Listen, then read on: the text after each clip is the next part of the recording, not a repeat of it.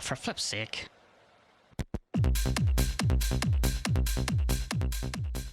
What do you do, James? You have to like introduce So me just and do like an introduction? stuff. Yeah. And I have Yeah. to think of something to say, like.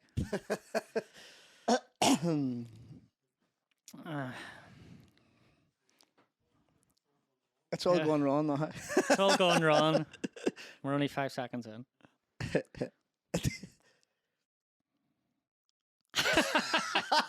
This is good. That's what you want. You want to like go ahead. So, welcome along to the very first It's All Gone Wrong podcast show, where I'll be inviting interesting people down to hopefully have a chat and see how they're getting on in life and how they got here. But unfortunately, I couldn't get any today, so I had to ask Jimmy B to come down. How you doing, mate? You good? Dead on, not too bad. About yourself? Yeah, good. Okay. too bad. What do you think of our podcast studio? It's looking really well. Yeah. What to say? The wallpaper, and especially, I done that there. It looks On at the back. Well, it looks like a brick. couple of wee That's, patches, like, but it's getting there. that's how good it was. It looks like bricks. So basically, we just want to see, listen to your journey of how you got to be here. Well, I know I give you a lift down, but we're talking about like from whenever you popped out of your mum. What? So where did you grow up?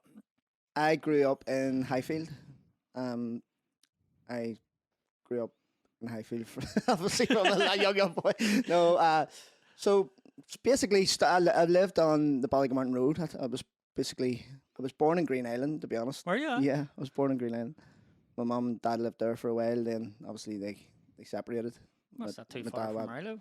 No, I know. Station Road, actually. Station Road. Uh, So that's where I was in Green Island for a wee while, and then as I think I was about 4, I think, and my mum, we went up till Ballygamartin Road, just beside Highfield there, and was there for a while. Then my what mum sort moved. of what year was this? I don't want you to give your age away, but it was around the 60s. Okay. No, it was before that, mate. Before that, the 50s. No, World War II evacuated. probably. I was obviously I was about. I think I was. What age was I when my granddad died? So because we sort of moved then when my granddad died, we moved into Highfield Drive. I think I was probably about 12, maybe. My dad obviously. I only see my dad just when I went on holidays and stuff because my mum and dad they got divorced when I was younger. So basically, my granddad sort of looked after me he done a wee bit of a father figure for me. He was after school and all would have went there because my mum was working and stuff. So my granny and that there would have made her dinners and stuff. Me and my it was only me and my brother at the time. Like, and then obviously I have another brother now and another sister as well. I don't think I've met any of your. I think I met your brother at your wedding. Or Yeah, probably. That's the only one. What would that have been? Stephen, probably. It was an older one. Yeah, Stephen. Yeah. So what was it like up there? Because I know obviously it was the troubles in the 80s and stuff like that. And Shankle's on an interface area. Yeah. But what was it like growing up there? To be honest, mate, my mum sort of kept me away from a lot of that sort of stuff. You know, I didn't see a lot of that there. You know, apart from it until obviously I got a wee bit older. You know, once obviously they like a Shankill bomb things like that there. You know, obviously had relatives and stuff killed in the Shankill bomb and that there. My granddad actually died like 2 days before the Shankill bomb, and then they were blew up on the Saturday from the Shankill bomb. Crazy. I remember that. I was at the Linfield match when that happened, like, and the reports were coming through. Everybody's fucking couldn't believe it. But when people ask you what it was like to grow up in it, like it was normal to us. So Yeah, you can't really go know what it was like to have a normal childhood without that there, like. So, did you always like music then, or? I've always loved music from as a kid. Always loved music, even from like the early 80s. Like I would have always been like into my music. I always listened to music constantly, and I started off with like always like the old Knives and all that. There, I used to love all the stuff on them, and then obviously the like of rhythm as a dancer and all them all started coming out and all. And I got really into the dancier sort of style of it. What was the earliest now you can remember? I think I had 98 on tape or something. Can't even remember. It was actually a vinyl I had. Was I it think I might have had a couple of tapes as well, but I remember like just up the stairs on the hi-fi and just blasting away, and sort of songs there that I would have repeated and repeated and repeated, and had to rewind back to listen to it Yeah. again. And That was the thing. I hated Yeah. that too. Like there was about 4 or 5 songs you loved on it, and then the rest were all crap, and you just had to rewind and then flipping to get to play it. So it was a trying to think like coming into dance music would have come in late for you. When did you start noticing like a shift? Because it was a massive like sort of shift in music. It was like all punk rockers and stuff like wasn't it Yeah. people loved, and then all of a sudden this rave thing come in. yeah, sort of. I think it was like the late 80s. It sort of started changing gradually. It started changing. I think it was I think it was like when Black Box and stuff. Yeah, right on Right time. on time and stuff. Once that started coming, things like that, there, it started changing. The music started changing a little bit better. Started getting a wee bit more dancier, and then that sort of changed the genre a little bit. You know, it Yeah. started making it a bit more, and then the clubs started playing a lot more sort of stuff like that. Obviously, I would have been still young then, but I was still listening to it and still loved all that there sort of stuff. I More remember- like early 90s would have been where I would have started getting the real passion for the dancier stuff. Yeah, Like, you know, I can remember. It was just I don't know how I got it. I think I was listening to things like you said, Rhythm as a Dancer and Culture Beat, Mr. Vane, and then you started hearing all these. You going like, what is that? And people were going, that's rave music and all. You know? yeah, they called it you're like, rave, and no, and it "Oh, wasn't. fuck, this is brilliant I stuff and know, all. This is I what I'm know. really into. And then you started hearing about DJs and mixtapes, and you were trying to. It was like Gold Dust trying to get a Yeah, mixtape of I somebody know. like. I remember even the like of when Darryl and stuff and all the Evans and Darryl all, ones. and you used to try and get all the tapes, and then you were getting the land of the tapes off people to copy them and all, and it was a nightmare and all because they used to sell them in Snafu and stuff at the time, and you used to have to go down and get them, and They were like, the proper ones. aye, they I were- bought the 5 tapes for a £5, or it wouldn't have been 5 tapes for a £1, would it? No, 3 tapes for a fiver. Aye, that's what it was. And then aye, you get yeah. home and it was only one side on one, and there was nothing on the other side. I had to go back down and tell them this.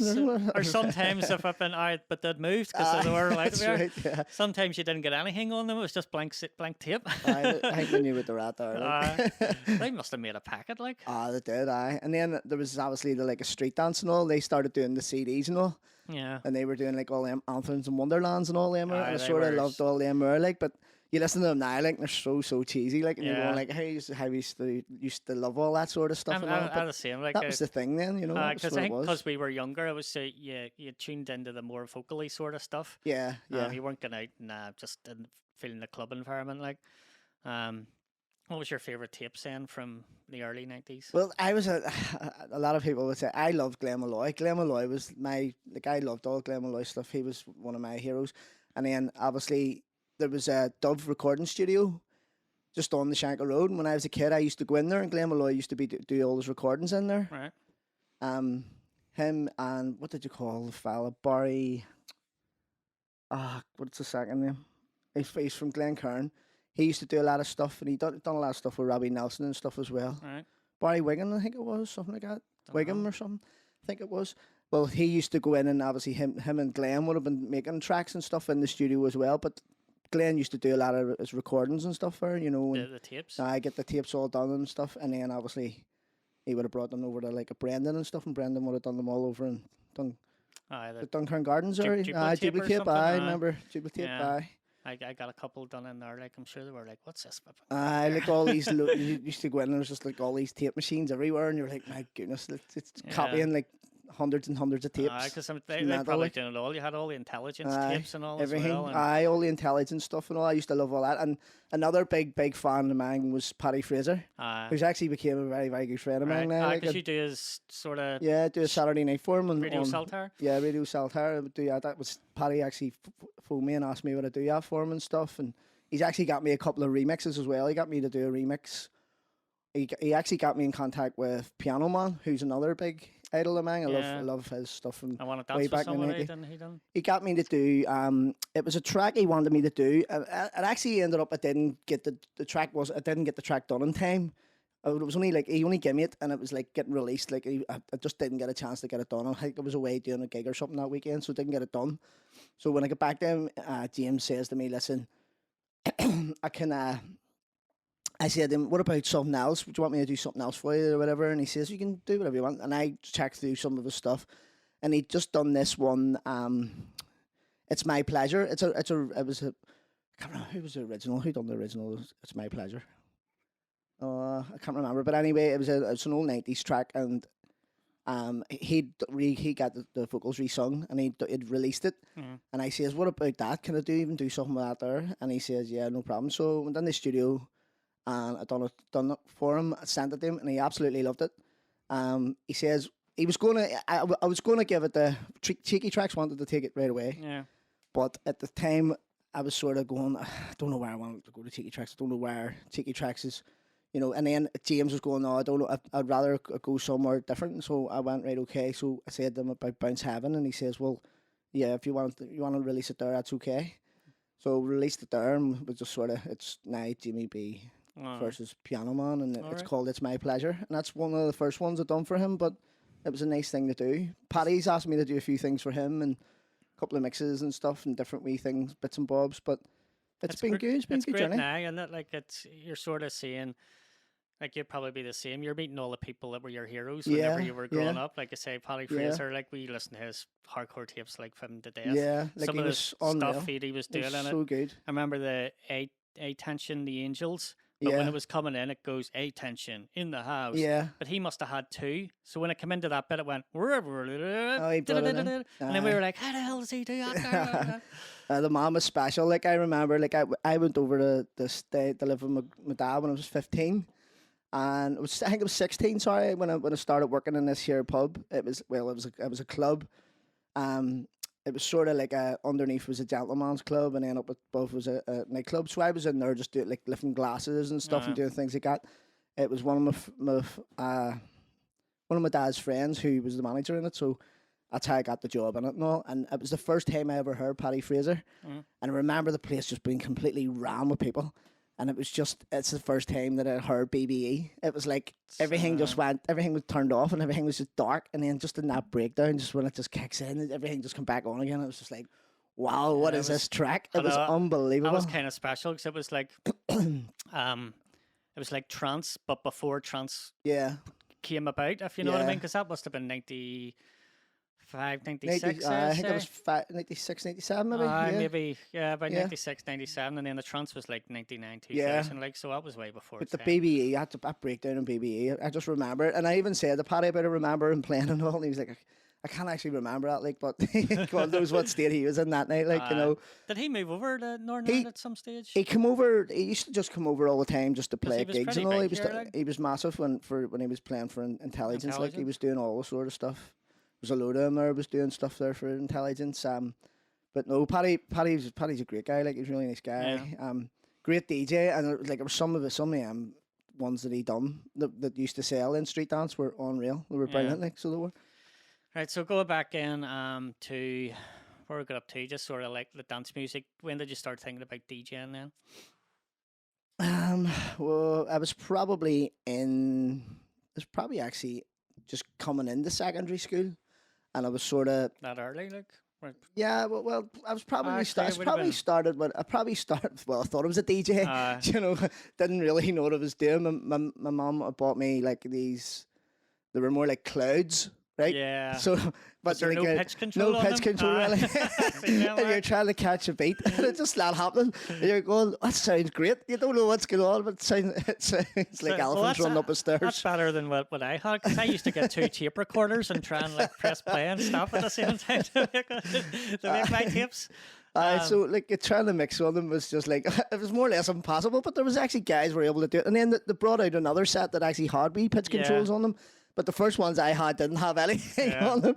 And you're trying to mix these two songs, and they're totally different BPMs and everything. And it was like, what's going on? And you thought you were great. You just didn't care. You were just 14, like, oh, we hear us there. And then I remember going in to do a gig. It was my very first gig in the network. Right? And it was like an under 18s I used to have on a Thursday night. And I remember him getting me to come in and do it. And I thought I was a bees and eat. And I swear I didn't know what I was doing. Like, see, if I'd love to hear that mix.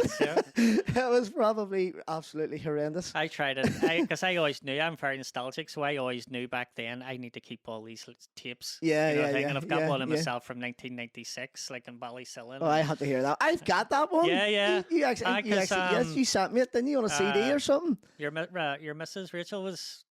Your ex-Mrs. Rachel was, I remember you said she was listening to it before. I think, but it was you give me it. Did you not have yeah, it? You had a give it to you, recording of it or something, didn't you? You sent me a load of all different ones that you had or something that you Yeah. had. Because I remember that there, and it was like, it was the happy hardcore stuff you were playing at the time, and it was DJ or MC GMCB on the mic. I think that's Peter right. was there that day as well. He was, but it was like it was brilliant. All that stuff in that days was class. Like it was just there was no rules really. It was just everything went and yeah. Even before the hardcore came, it was like with tricks and all. Like they sort of started with housey stuff and finished with like banging hardcore stuff. And it was just anything sort of went in them early 90s. Like, so you got the decks at secondary school. Your first. The proper set of decks would have been Sound Lab. I think they were belt drive to start off with. I don't think I could afford the other ones at the time. They were a wee bit more expensive. I was trying to think what I had. Peter, do you remember what I had? Is he here? No, he's not there. He's right. We've got producers in our ear here, but they're not. They've disappeared. When this conversation's crap. They're away for a coffee break. I can't remember, Matt. Oh, where are they? They're back. He's back. Sound Lab. I think I had Sound Lab. Definitely belt drive. Like, I was belt drive. I had belt drive as well. Was it you had the? And then they got the direct. No cams. Cams. Oh, you had the cams, did you? Right. But my cams were direct drive. No, I think you had Gemini direct drive. Yeah, I had they were direct drive too. But the cam ones that I had were the pitch was fucking shit compared to yours because they were slower. You had to touch the side of it, and because they had the belt on them, and it was like you had to be so gentle with it, or else it would just run off on you. I remember teaching myself even how to mix properly because I always thought I knew what I was doing until I actually heard like proper DJs doing it, and then I was like, even saying that, some of the tapes, if you listen back to some of the DJs, even like our idols, like if you listen to some of their mixes, like you hear some of the clashing, it's unbelievable because. Then final, like it was so hard to do it. Like you messed up, and they were still learning totally different now. Because there was no real rules. People were just learning this sort of technique of mixing. I always say when I do the DJ course, the first person to mix two records together was Jimmy Savile. And I say that to a bunch of kids and just what the hell is what if I let myself in for it? Well, that's actually how I taught myself as well. I think my first two records, it was Robert Miles. I don't know. I can't remember whether it was Children or if it was Fable. I'm not too sure, but I remember buying two of the same vinyl and putting them on the decks and playing one and then playing the other one and letting it run, and you could hear them clashing and then speeding it up and slowing it down until I got it exactly right. Then listening to what I'm hearing when the two of them actually like phase together, you hear the two beats like locking in, and then I always just tried to get that every time, and that's how I learned myself how to mix. That's the hardest bit. That's what I tell the kids. Like it's when it drifts out a beat, knowing. Is it left to get it back in? Is it too fast or is it too slow? Once you know that there, then it's pretty. Like compared to now, like you make a mistake now, you can fix it so easy. Well, wouldn't you sync? But you get you've got loop buttons, you've got so many different things. The correct stuff in now, like even a lot of music if we plays the same BPM as well, so you don't even need to. Yeah, but there's still some of them still. I think some of them still run off. Like you still hear some of them running off sometimes. Sometimes, and then there's producers out there that make stuff and they're slightly like. It's like 94 or sorry, 145 BPM, but then it's like got like a couple of wee extra on it or something. Some of and it's like, what is going on here? Productions like, from early 90s were like 123.5. Yeah, stuff like that. Why? It just is either 123 or 124. I think they just done it to be awkward, probably. So where are we now? You had your decks. You'd done your first. Was that your first gig in the network? Like. Well, it was probably like the proper sort of like or the main sort of club sort of scene, youth clubs. Yeah, I probably did. I probably done a few different youth club sort of things and all when I was a kid, like. But my memory as a kid wasn't great. Wasn't a great. It wasn't. I'm not saying it wasn't a bad. I didn't have a bad life. Obviously I had a lot of things that happened in my life, but I still like my mum sort of kept me away from all that and always sort of like made sure I had everything. Like means I think she worked 3 jobs at the time. Like so, never really. It was like she was always working to look after. There's only my mum, and at the time there was 3 of us. Then obviously me and Stephen, and then Wayne came along, and then Danielle came along after that. But like she done her best. She couldn't have done any better for us. Oh yeah, of course. I think a lot of people were in that position. Then as well. She just struggled, but at the end of the day, she still done it. And she like you have to. You have to take your hat off there, like you've turned out all right, I would say. I haven't done too bad. That's it, exactly. That's it.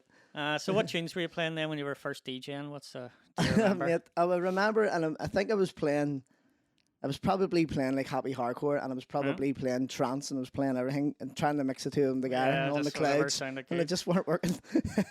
But no, so my main was when I sort of how I sort of came about would have been when I got my first residency, would have been like in Heather Street. Yeah. And when I got Heather Street, like I was and what at age the were you time. at then? I think it was 18. It was 18 when I went to Heather Street. At the start, there was obviously John Martin and stuff was doing it first, and then once they left, they asked me would I do it. I think it was Havo or somebody asked me would I come up and do it. At the time, he was in the football team and all there, so he asked me would I come up and do it, and I done it for a few weeks, and it just got busier and busier and busier, and then after like 4 or 5 weeks, it was rammed, and you just couldn't get any more people into it. Like I was just so busy. Heather Street was the place to be. Like I remember, it was the first time I'd heard of you or heard you or whatever. I think we went up one Saturday night after the Palm Grove, and it was you played. Was it Man You Let Me Be? Oh, yeah. That was the first time I heard that, and I just went, Jesus, what the hell is this tune? Yeah, that was Glaive, actually. That was Glaive that's Glaive, Robbie Nelson, and Billy Dunseef. Yeah. That's the three of them. It was a wonder tune, like, but it was just, Heather Street was amazing land back then. Just, but like, I was DJing the Palm Grove or the Geordie, I can't remember where it was. I think it was Palm Grove. We didn't get up to like the last wee half bit an of hour it. or something. Like one time was my wife's wedding. What am I talking about? My sister's wedding. Yeah. And I was with my mate Curtis. And after the wedding, it was like 2:30, and we were like, we'll go to Heather Street, we'll go to Heather Street. And we paid £25 up in the taxi, which was a lot back in bloody 19. Yeah, 90, it was 90s. Like, it was probably, well, I think I started Heather Street in 98 or 99. Yeah, maybe. this was 90. Because it was roughly, I had like, what did I have? I sort of, at the time, it was like Paul Van Dyke for an Angel and Out of the Blue, and it was just all them big, massive classic tracks that have just always still stayed. And you could play them now and they still sound amazing. It was just that genre and that era. It was a golden time. Like, it really was. It was unreal. I loved it. Like, when we got up there, like at and we walked through the door and the music was playing, we were like, yes, pumping. And then it just cut down and went, that's us for the night, everybody. Like the stamp for the national anthem. We were like, I actually remember you telling me about that. I put 25 quid up here to hear the Queen play. I know. I was mad. And then you were standing there for about 3 hours trying to get a taxi. I actually think they let us downstairs for a while. I can't remember. They probably would have, because they used to have like lock-ins and all. It was metal in that Did you place. do any shebeens around that? I done them all, mate. I done every one of them, and I also done the big Ulster Rangers and all. I done that with DJ Igor as well. That's right, Igor. Right. He was doing at the time. He was doing the NACN Club on the Saturday, and he was doing the Rangers on the Friday. And then he asked me to come in with him. How I actually met Igor was, this is how long ago this was. So one time I was talking to him one night. I was out somewhere, and I asked him, and I was saying him about songs and. I remember him saying something about. I told him that I had this song, and it was "We Feel Sexy Eyes," right? And it just fitted it for everything he was playing. Because I actually think DJ, would he hear us tune? I said to him about it, and he came down to my house, and I gave him the CD, and he played it that night, and he absolutely loved it. Like obviously, it was one of his big anthems and everything else. Like it was, and I remember getting it out of Street Dance. I remember getting it there, and it was at the time it was on CD. I don't think you could get it in vinyl at the time. So it was a wee bit more after the vinyl sort of thing, and I think that was when I sort of started meeting Igor and remember. And then he said to me about come on down and if you want to do a wee bit and all. And then I started playing in the Northern Club, and then I went over. And he brought me in on the Friday night to do the Rangers with him, and we ended up doing that for years, like. Yeah. And ended up bunged as well, like. But we were doing there. MCSB too. Yeah, Stevie was there too. Yeah, MCSB. He was there before me. Actually, it was the tapes I heard of it. I don't think it was ever there when you done it. I think it was just listening to the tapes. I heard somebody from tape of you and SB or some Lost Worlds playing. That's all I can remember. Oh, that would have been me and Stevie. I think that was that on Shankill Radio or something. Maybe it was like a recording from Shankill Radio. I don't know. And remember doing them there as well. We've done a few things on there, but like I was going from. And then I was so busy. Like I was going there, and then I was going to the Shebeen. I was going to the Shebeen right through, and then I was coming out and going to Heather Street. Then I was going to the Shebeen. So it was like that's just the whole weekend thing. Where was your Shebeen then, or at that time? 2 different Shebeens. There was one in just off. What do you call it? Longbrook Avenue, or just a wee bit up from it. There was a wee sort of or was it? No, it was like this big sort of warehouse out the back of at the back of a place. Like that was one of them. And then there was one down at the bottom, just facing the leisure centre. There was one in there as well, and I'd done the both of them. And then there was one was actually a house. The guy, it was facing the graveyard there. It was actually a house, and I remember it actually the very first time the guy says he was only renting the place out, and he goes, "I'm just gonna have a shebeen in it." It started off as a party, and then he ended up pulling stuff down and putting speakers up and putting wires through he just totally destroyed this house. That's the one. And then the next week they were charging people in, and we didn't have anything, so we had no decks we had no nothing for table or anything. So we were bringing the decks from Heather Street. It was actually at the time it was me and Bill, and we were coming down and we were using an old bed as to put the decks on. It was mental, and they had like what they were using for the bar was just like a chest of drawers they were putting up against the door, and all this drink sitting against all these units. And it was mental, but they made an absolute fortune. And it was brilliant. Like the atmosphere and everything was great. There was never any trouble in it. There were always everybody was enjoying themselves. It was a good time. If anybody doesn't know what a shipping was, like it just back in those days, you couldn't really go out of your own area, so they just went, "Fuck it, we'll just create like a bar where everybody can go after hours here, and everybody basically just goes, somewhere it's illegal." Illegal drinking then. That's it. But I remember that there one in the house. Like I couldn't believe it. I walked in. And so the lights and all were on, the music was blasting, people were just everywhere. There's nothing in this house. They just pulled everything. I think they took all the satine and put it in the back garden. It was mental. So there was one down in the Shore Road. I remember doing that one as well. We had Heaney. The mechanics one. Yeah, the one just at the garage. So yeah, was like I've done that one as well a couple of times on a Saturday night when it was pitch black, and you were maybe a bit too gone. Yeah. But you were trying to walk over pallets, and it was just muck and all this thing, and you were walking through cars and to try and get to it, and then into like a area where just the music. It's like an old garage. Yeah, it was. And then they had another one as well above where all the shops is. They used to have one up there as well, and I think like a housey one. Yeah, it was just it was like a. It's actually I think it's a church now. All right. Aye, so I think it's seen the light then. So like it was mental, just. But all the MR things, it was just like a normal thing to do. Yeah. Everybody knew where to go, and that's what you done, you know. It kind of made your like sort of it built your character, didn't it? Like, because you were everywhere, and everywhere was always heaving too. Like everywhere was packed out. And I think at that time as well, that was sort of when like as a Club Caviar and all. Was it Blow Your Mind? That was like I think I heard that in there, and I think I had it, but it was sort of that night that Ed played it. I just seen the atmosphere of it, and I was like, "That's unbelievable." That drop, and then it was just unreal, and the people were just going mental. I remember, and then that obviously got commercialized, and it was played. That tune came out of nowhere too. Like it was nothing like it at the time either. Yeah. I think everybody was this before the trance sort of thing? Yeah, it would have been just after of all the like Paul Van Dyke and all that sort of stuff and all. 98, 99 maybe. Yeah, I think that was maybe a wee bit later. Maybe 90, maybe 2000, maybe for Blow Your Mind, maybe 99, 2000. I'm not too sure, to be honest. I know it all mashes into one. Yeah, but sort of all that sort of stuff was the stuff then. Like that was everything was getting played. Like, and then obviously before that you had all your Love Lines and Flexible and all them which used to play before all that there sort of stuff as well. And they were massive. But just like you can play all them still now, and they still work. That's the music. The music today, I don't think it'll have as longevity like it's as some of them tracks. But even like stuff like we even make ourselves. You know, you play it for a wee while and then that's it. A few weeks, then it's disappear into the. That's why I try now to make as much like classicals, like more classic stuff, because just even for my DJ sets and for things like that, obviously for both of us when we're doing stuff and all, we always try and put something in it that reminds people of things as well. You know, it's not just because.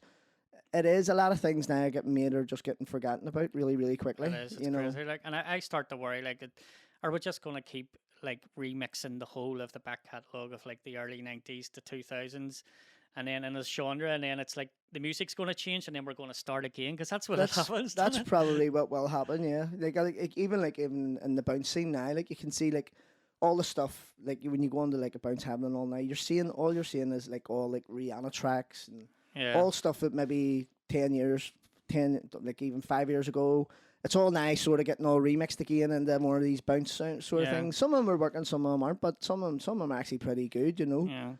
And then I think if the music changes to something else, then they'll all start again and do all these mix them in that And style. then maybe remember like even like 5-6 years ago, like all the clubland stuff basically stopped and it started slowing away way down.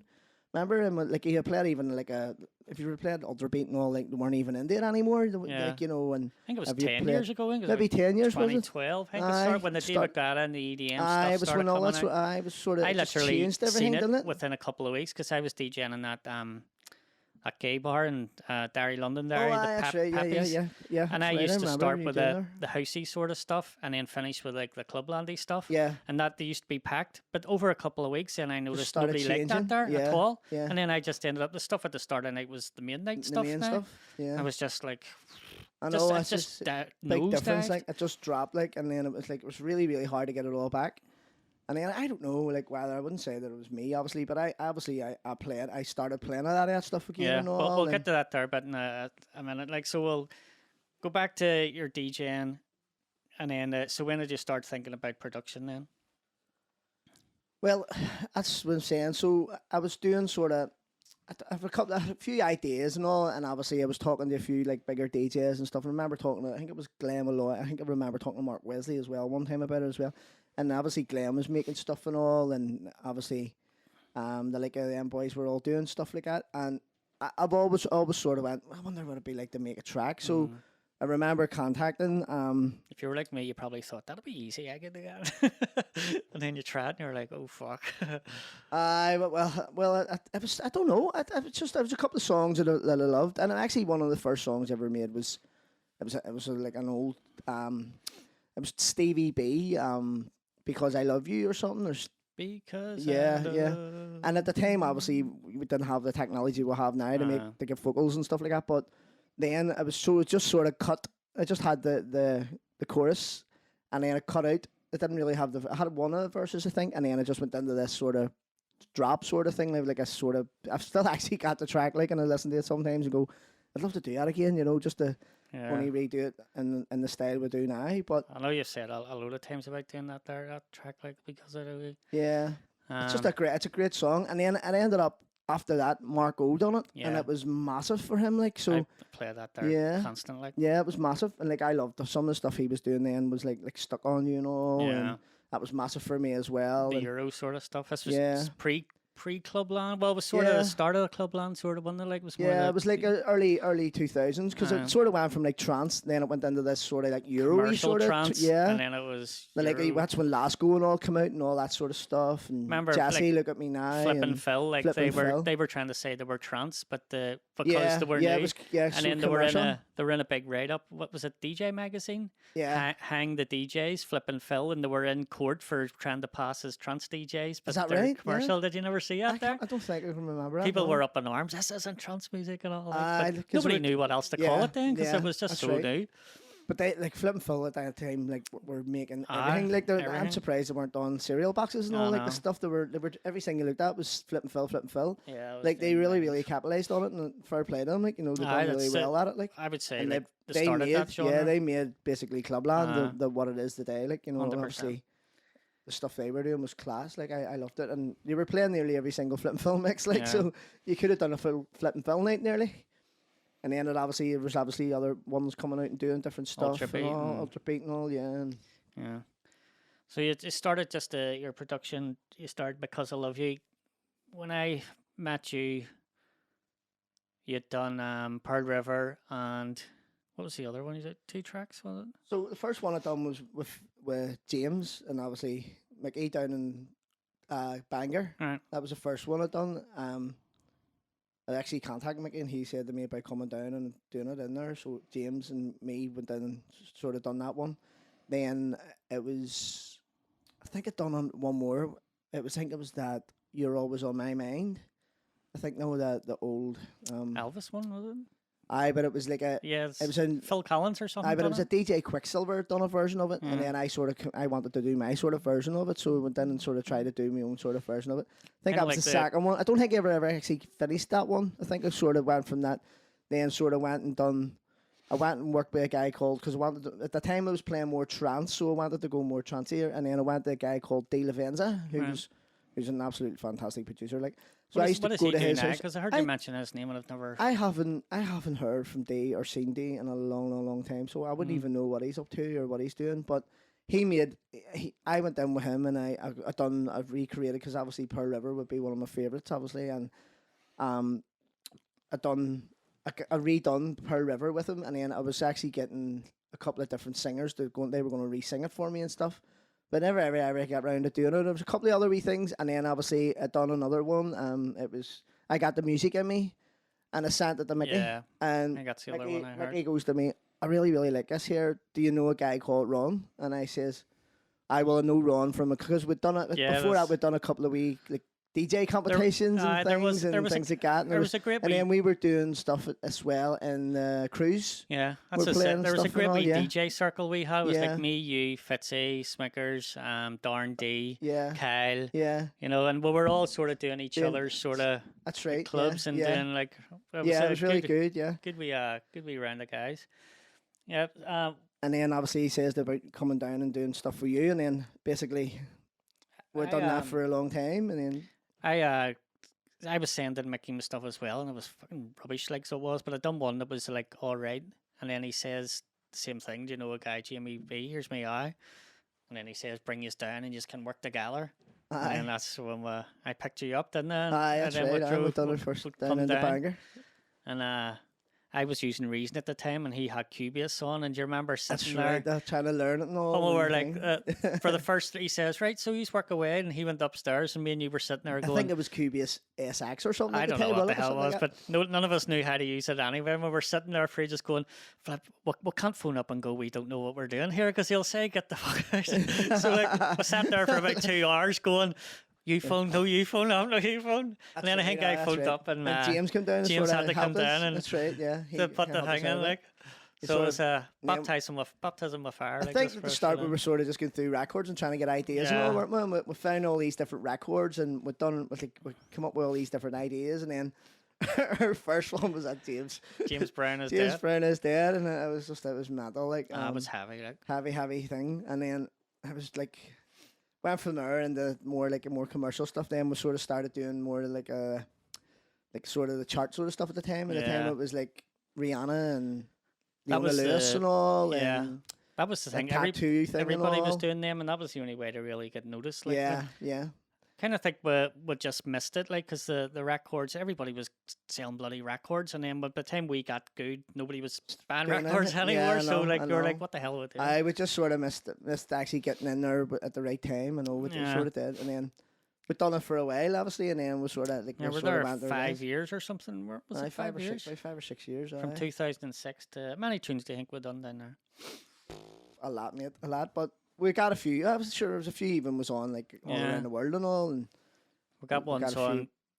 mixes of Mickey's ones, and Yeah, was we've like done Dancing it, in the yeah. Dark and Show Me Heaven. I don't think we've done Dance in the Dark. Oh, no, not Show Me Dance in the Dark. Heaven. We done Show Me Heaven for him, and we done the Samantha Mumble one for him, Yeah. and then we done the Apologize thing for what you call them? Something degrees or something, third degree. No, lemons. Bootleggers or something is it you call them or something? Remember I remember they done Apology, Apologize, and then we sent Oh, ours right, and we aye, got was on that. remix on Yeah, that, I we got forgot a about remix that. on that. Our remix was terrible. It was actually a good idea that just the production wasn't there yet Ah, compared yeah. to everybody else's. All them boys were like, just everything sounded really, we were really like- massive, and ours we thought it sounded great. Well, no, that's Yes. after when you look back, you sort of Yeah, say, tinny like, and all, we just were didn't like, sound right. why aren't we doing better than what we're doing? But I then know we didn't understand a it. reason Then. why. We didn't realize, you know. It's fucking shit. And then we ended up we ended up start getting really good stuff, and we Yeah. started doing like really, really good stuff. And then obviously we sort of went our separate ways and stuff. It's sort of because it was the under 18s. A lot of our work were under 18s. I Yeah, remember that's the So you done the club teen or something, or wasn't it? Or remember Club and Club Kids. Toe Kids? We just started that off. But there was doing stuff like that. Remember the thing in the Odyssey. So the 7,000 people turned up to a 2,000 capacity venue, and the government sort of Oh went, yes, right, that's right. Yes, that no was more yeah. under That 18s was your in man. Northern That was your Ireland. man Darren from thing. It's Energy run that thing. aye. So he ruined it for everybody then, because then there was no under 18s allowed in any bars. Right, is that So what it then was? Right, okay. all the under 18s basically stopped, and so did all our flipping Yeah. our gigs really.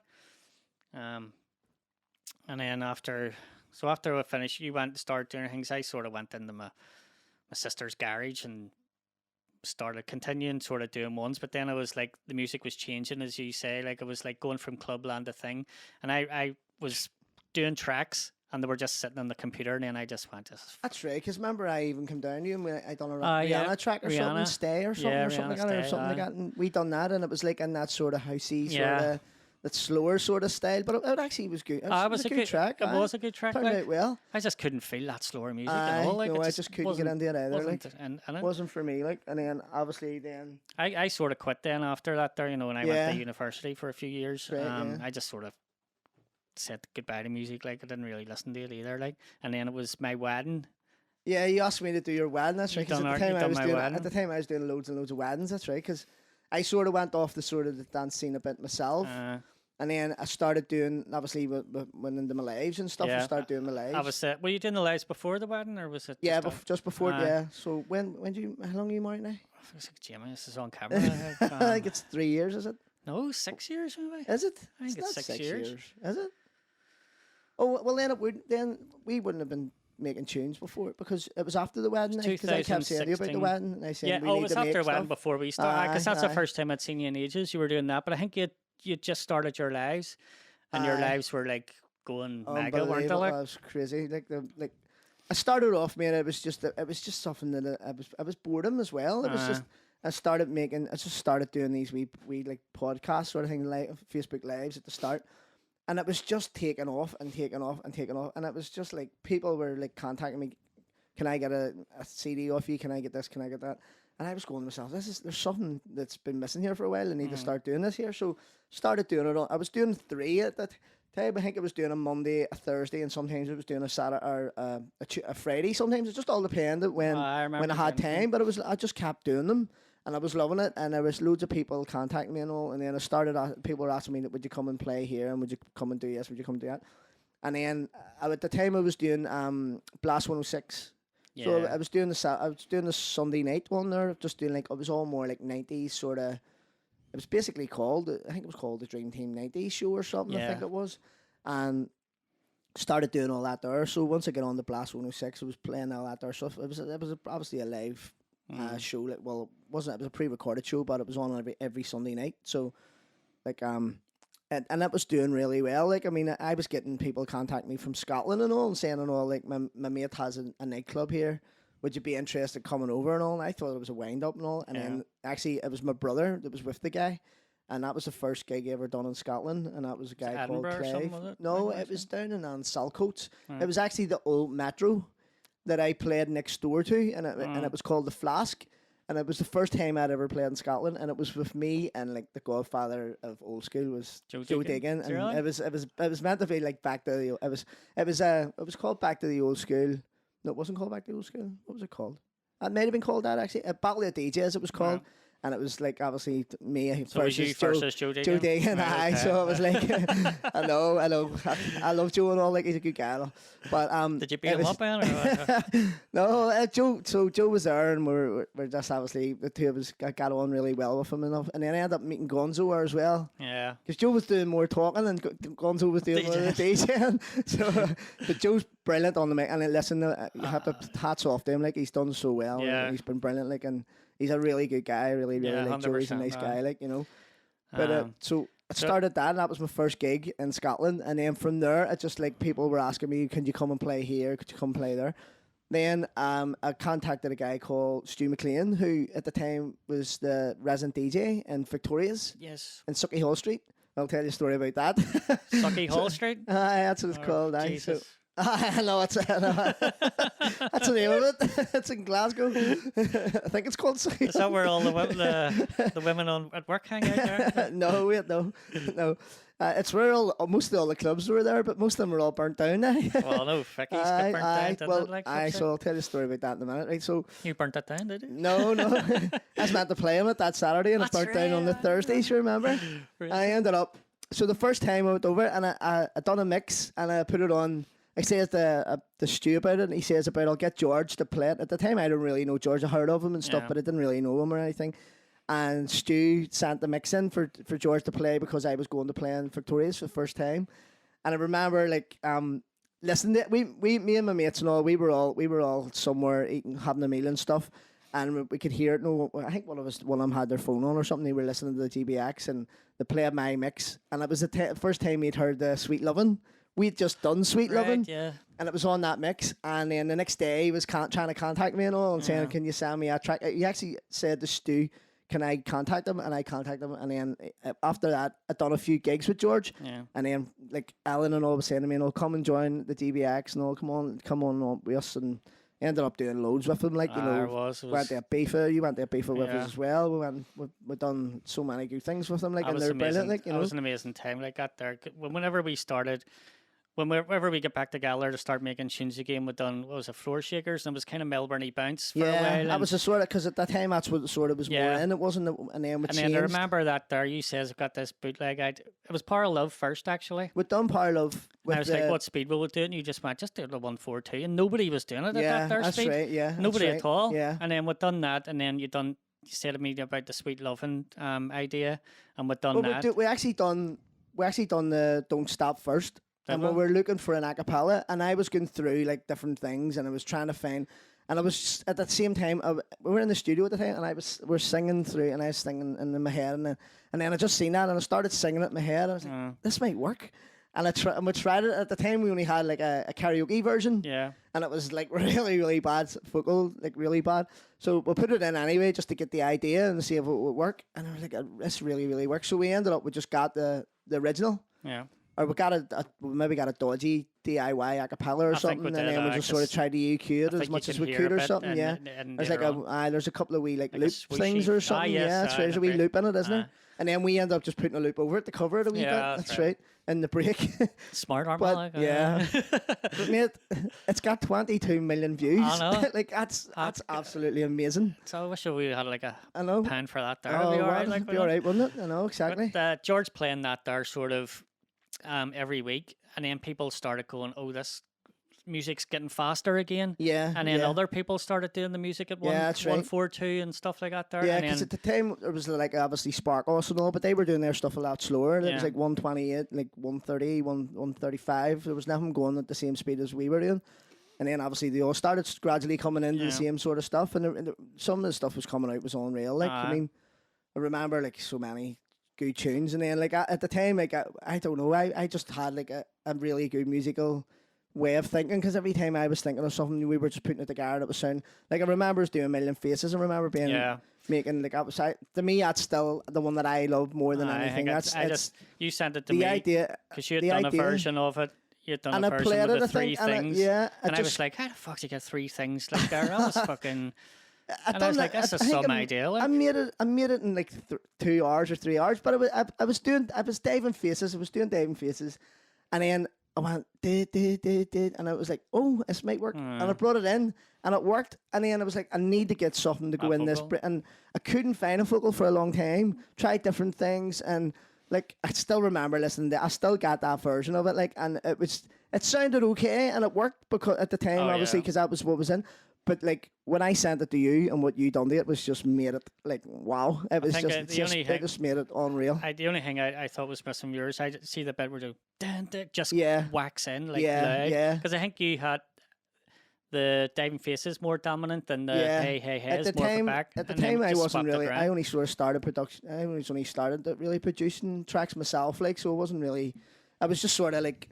Throwing things together and thinking they sounded great. Like I listen to them now and I cringe at them, you know, because obviously there's a big difference in them. No, it was fine. So it was. I remember like fucking when we were doing it together, like I would go to sleep and then I would wake up and then you would be like 5 ideas here and I'm like, fucking hell, Jimmy, do you not sleep or what? Like, I remember you saying that. I sat up to 6 o'clock in the morning. We did hear this here. Jesus Christ. Hello, wait, it's, do you know what? And I've got that bug back again, which is really, really good because like even now that we've started doing stuff again, like the tunes we're making now, like it's just unreal and they're just getting better and better and better. And we should add that we've got a new album coming out. Yes, soon, yeah, of course, yeah. So just to give it a wee plug, yeah, we have an album coming out very, very soon. What about the first one as well? We should mention it, Rebirth. Did it get the 42 in the UK? It got the number 2 in the iTunes dance chart. Yeah, Like I think it was in the past, official chart, I think it got the 42. 42 So it in the never official, actually yeah. got. But And then the dance when they chart. done the download chart, it went way, way, way up. Like Yeah. even we remember looking at it and all, Lewis Capaldi and all was underneath Yeah. us. And all, we were going, "What's this all about?" But obviously, once it came out on the official, it was like number 42 or something like that. So we too. just missed like the Yeah. being indoctrinated into. Yeah, the, actually in the top 40. for yeah. two guys, that like really. I know, and a lot of it, like, we wrote a few of them songs ourselves, like, which was really, really good, like, because everybody kept saying to me as well, like, you're good, you can do all the remixes. Why is not making your own stuff? You should be making your own stuff. And we kept saying about it, and and then we're like, we didn't at the time. We probably just didn't have the confidence to do it. You know, we kept thinking we can't write songs, we don't know. But then it was difficult. when we actually as well. sat down to do it, we actually were okay. We actually done all right. The Scotland one. The Scotland one was obviously that was a thing just to say thank you, because Scotland basically put us on the map. You know, definitely. if it wasn't for what they done for us, like our Scotland fans are unreal. We've got a massive definitely. following in Scotland because of Scotland. Reminds me of like here in the early 90s. Yeah, They still have yeah. that. They're sort of like they just love it. Yeah. Excitement about it, don't they? Like I love I've obviously since Sir and I have played most of the places in Scotland, and and the gigs are just they just love, and then I just love playing that song to them all because they all know the song, and I always usually play it near the end of the set, and they just all put their hands in the air and sing it, and it's just sometimes you can just turn the music off and they'll just all sing it. And it's unreal, like. Is that us back on? Back in the room. And you're back. So we just went for lunch. Did you enjoy your lunch, mate? It was lovely, yes, wasn't thanks for buying it, Jimmy. Not a problem. Jimmy bought the lunch, and I give the woman the tip. She loved me more than you, I think. I don't wear your socks in the bath. So yeah, we'll have to cut it short there because other things are going on in the building. But we're back, and I can't remember where we were. I think we were just talking about the gig, about our song, Scotland, Put Your Hands Up. Yeah. So in your life journey, we're up to just sort of exploding in Scotland, really. Yeah. You were exploding all over the place in Scotland. Right, so basically, so I was then I was sort of getting in working with George and stuff, and he was obviously getting me gigs and stuff. And then obviously flew out to Ibiza with him, stayed in the Mambo apartments and all. That was an amazing experience, like really, really good. Was that whenever I went there? That was the first time. Then the second time you come over and DJ'd as well with us in the second one. The second one was great. Second one, like I slept on the floor.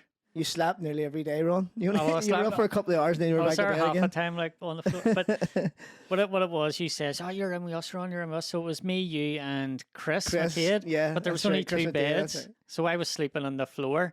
And then after 2 or 3 days, Macca came in and went like, "Come on into our room," and there was 2 of them in their room, and there was an extra bed. Yes, that's So right. I was like, That's right. You didn't even realize we were in the wrong rooms. That's so right. we were meant to be in the room with 3 beds because I was coming over and they were meant to be in the one with the 2. That's so right. they had an empty bed all that time, and I was sleeping on the floor. I think the first time I was in Ibiza was with George. Who was there? George, Sparkos. I think Paul Gannon was there Yeah. as well. Paul Gannon was with us. Yeah, because Paul Gannon flew out with me. I think that's what it was. I've never met him, or what's he like? Paul's a lovely guy, really nice guy, Yeah. really dead on and stuff. Very good, very talented, like producer, like so he is. Really, really good. He's come on heaps and bounds from, like even from then. Obviously, he was doing all the sort of bounce stuff then, but obviously, The Melbourne sort of bounce. like the stuff he's doing now is phenomenal. That's really Sort of really, doing really good. more, Hard style, sort of. hardcore, hard style sort Yeah, of. big massive. But leads it's and all. still the same sort of. Still got that, offbeat still sorta. got that bounce sort of effect to it, like. But it's Yeah. he's doing really well. Yeah, so he that's is. good. It's good to see as well. Yep. So it is. And where was that news? We're in Kilties in the first time and the second time. Kilties, I think they would do Savannah as well. We've done Savannah maybe. Where's one Savannah? Is night. that the place That's next to Mambo? Next to Mambo, yeah. I think we've done in there one thing. It was like a late one. It was like early With in the morning. GBX stuff? Because they're usually like sort Yeah, of. well, it was. This was more like a GBX sort of. There was because when we go over there, it's just basically all GBX stuff we would have played. Like it wasn't. Then there's a lot of stuff I play as well. Would be like trancey as well. You can sort of do loads of classics and different stuff. sort of Yeah, things. and like we're sort of like it was just a bit of different stuff we were playing when we were in Ibiza. It wasn't just all like GBX. Even at the start of the night, and all like it was obviously more like chart remixes and stuff. I dance, think actually build that's it up and stuff. You know. what I played because I was dead nervous and you were like somebody needs to go on. I said I'll go on first. So I just wanted to get on and I didn't get to off bed. again. Like I went love crazy the first night and then the second night I You're sort burnt of. out. You burnt yourself out. I didn't drink and I just disappeared without telling anybody. And then the third night I think went crazy. That was the night we went to. What was the club? Your Eden. Yeah. your guy. What do you call him? Your mate. Oh, T. Yeah, TV. TV. Yeah. Nuts.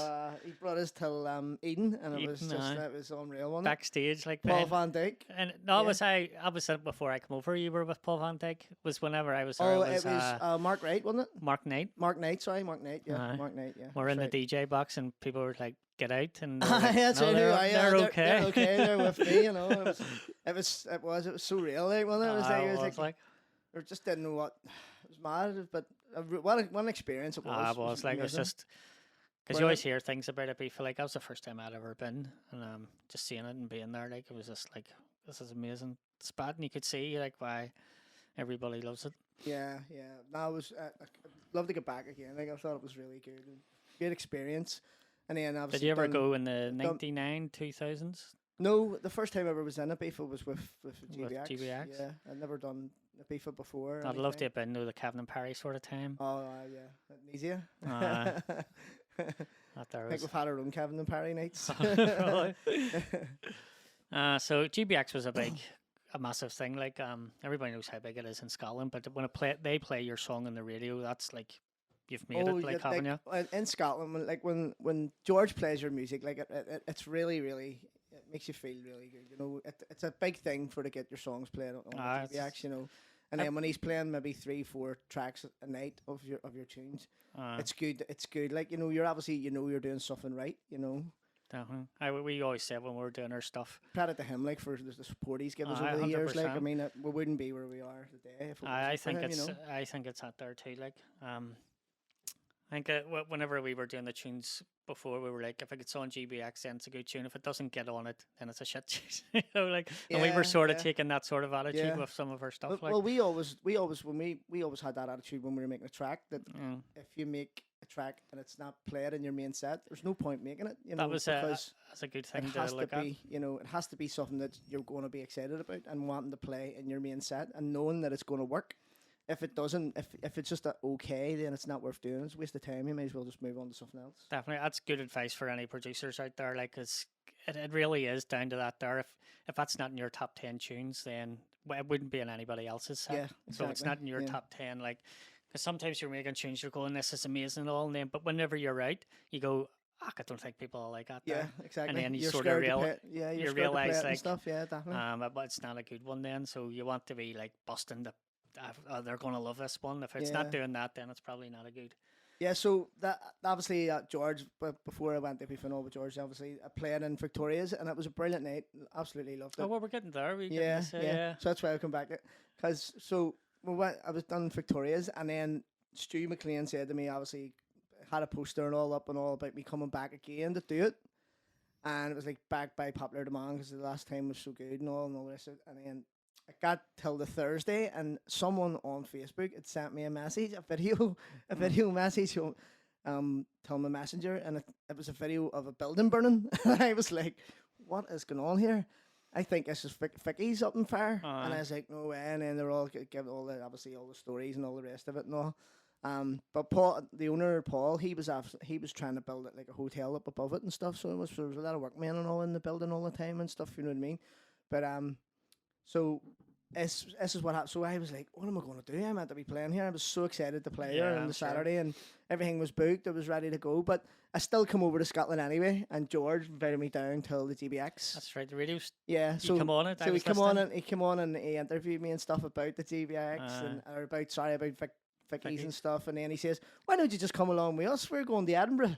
Just come along, tag on with us. And I was like, oh, sure, may as well. And then it just shows you that such a how nice George is sometimes. Like George is going and doing parties for people that have supported him all his life. Like just calling in, just doing a wee hour set and then disappearing and going somewhere else, you know. And like that's amazing, you know, just to be so humble and do things like that for people. And you know, you notice like he's kind of like you in that just DJs all the time. Yeah, And like yeah, loves it yeah. and just wants to do it anywhere. Yeah, Take, he like, just loves it, like he does, I'm and the opposite. and they all absolutely love it. You know, like everybody like just loves him. You know, and he's such a really nice guy. He's good. It's just amazing what he does, and you have to give the guy credit. Like I mean, he's been doing it a long time, and he fills every single club he goes into. You know, there's not many DJs can do that. You know. Well, Manny's been doing like the radio show for what's he been doing, like 20 years, maybe? 25 years, I think he's doing or something like that. Yeah.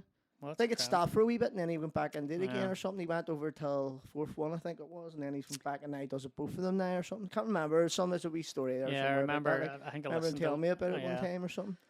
Definitely, that's the GBX was massive. Like, even when I go on holiday, do you ever go on holiday and you meet Scottish people? Yeah, and they're like, it's do you all like all the GBX stuff? Like, that's the first thing to say to you. I know. Even when I was in Scotland before, like even before GBX and all, like they were all saying to me, "Have you heard of GBX and all? Like GBX plays all the stuff that you play and all." And I was like, "Really?" And then I remember George talking about it was a gig that we done and it was in Oban. And I remember him saying about like this was just before I just got to know George, and it was probably I think it was the first gig I'd done with him. And he goes to me, he says on the radio the next night, he says like I tried not to play anything because obviously I play a lot of Jamie's stuff and all, and Jamie and B and Nova Scotia stuff on this. So he says so I tried not to play anything.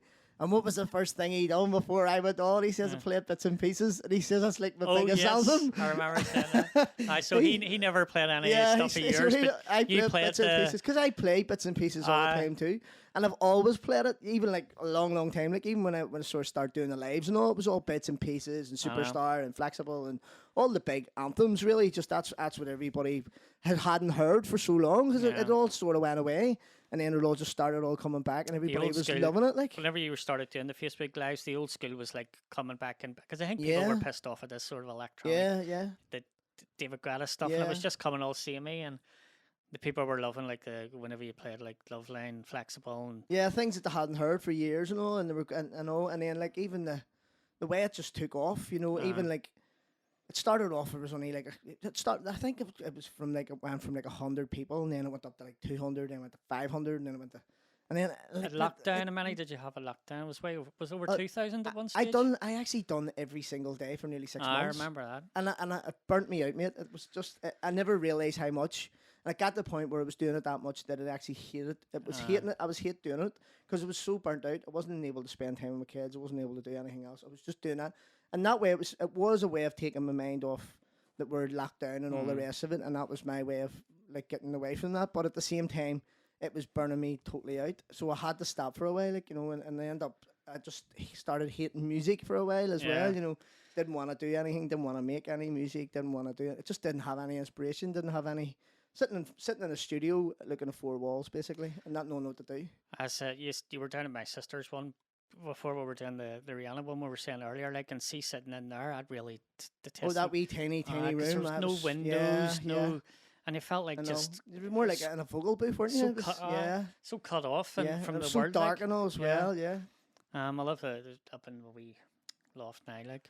Got it done. Yeah, that's some job, and that's good job. That's where all the big tunes were made too, most of them. Yeah, because I just got that done, and I'd started doing a couple of wee stupid things, and then that's when I got married, and then you come down and says we'll start doing stuff together. I know, you were like, I remember you saying, if you can get me out of bed.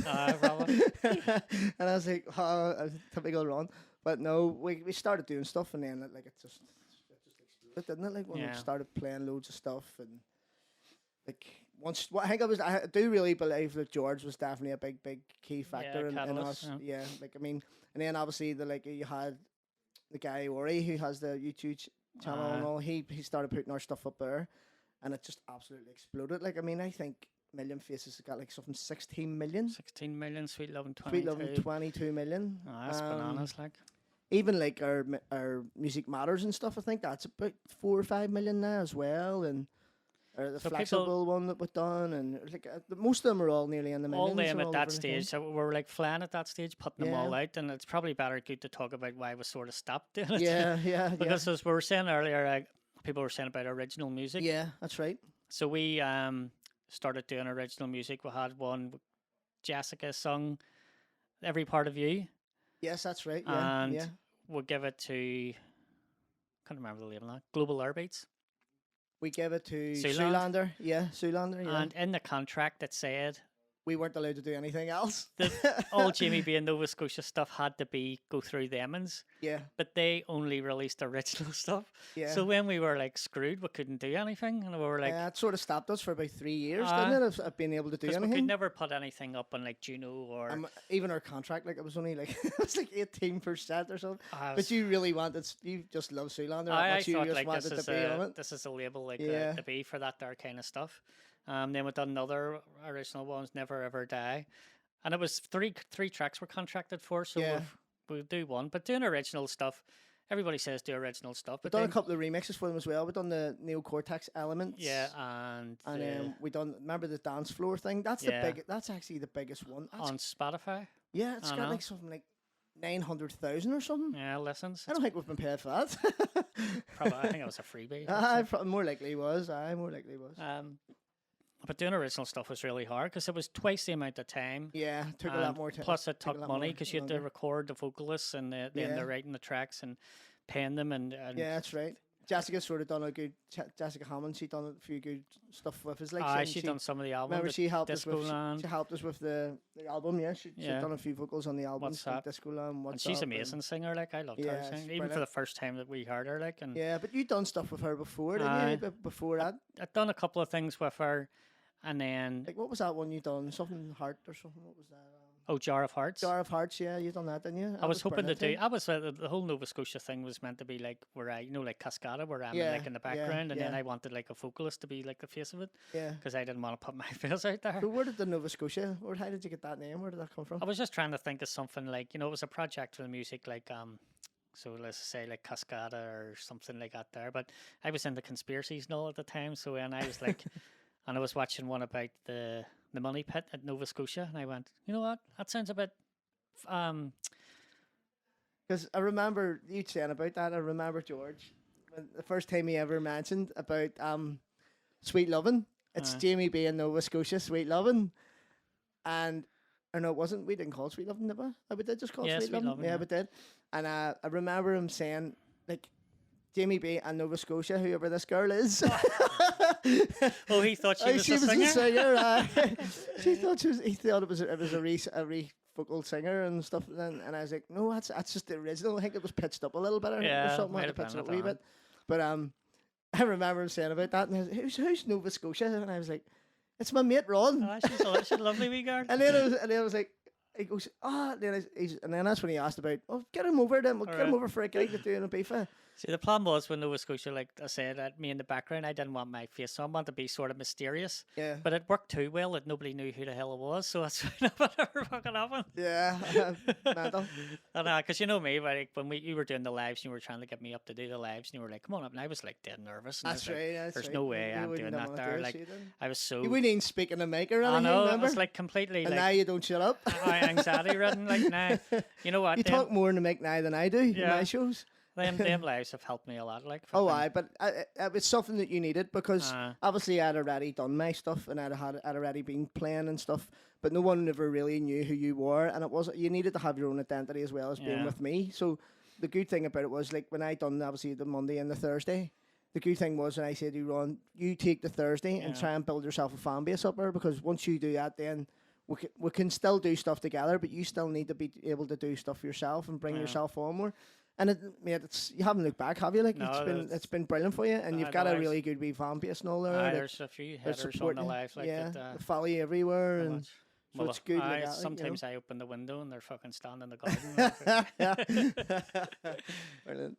um, yeah, so the lives were a big help for me. Like, Yeah, doing the- definitely. But then your doing the production, mix. mate, you know what I mean? That's another thing. But that's, too. I said to Peter as It well. Like, helps. he's like, "What can I do?" And I'm like, People need to see your face. Yeah, You need to yeah. be like, Like even when you done your first live, I think on your podcast, no, on the Facebook live, I Yeah. think you didn't really speak much. I was so nervous. Yeah, you were you were nervous, but then I was like, you just need to interact a wee I bit more with know. your crowd and just talk to them. Just Do- pretend you're talking to your mates. Doing it with you, you were like, "Give me the mic," and I was like, Yeah, No, and I I was know, sitting there- I know, that's right. I was sitting there for like 20 minutes, trying to get the courage just to I say know. something, like happen. But even like when we were doing the lives and all, I used to bring MCSB and all up to do a Yeah. few and all, like, and mate, we were getting serious amount of views. Like, I mean, I was we're coming getting, like, off 50,000 50,000 over the week. Like, but even for one night, I was doing 1 hour, 2 hours. I was getting 20, 30, 40, 50, 60, 70, 80,000 people in 2 hours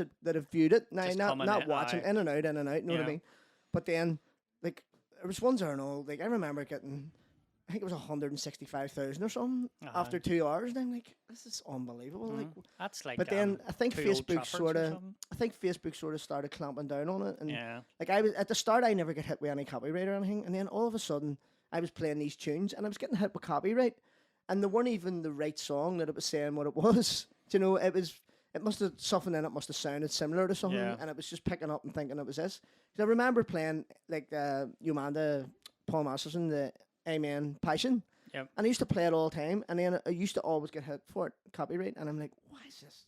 And then every time I look to see what the song was that it was telling me, it gives you all the information of what it is and why. And then the you can label and obviously stuff. delete it or you can mute it, right? So when you're looking down it, but it was nothing the same or names or anything. It was a totally different song.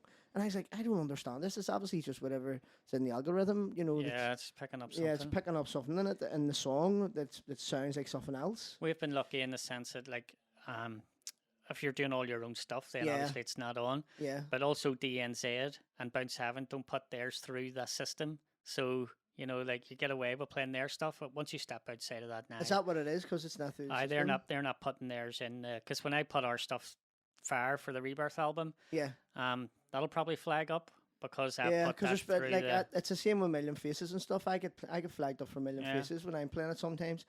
There's a couple of other ones. Obviously, there's like when we've done that track with Flip and Phil as well, which was a big thing for me. I wrote a song, and then Flip and Phil.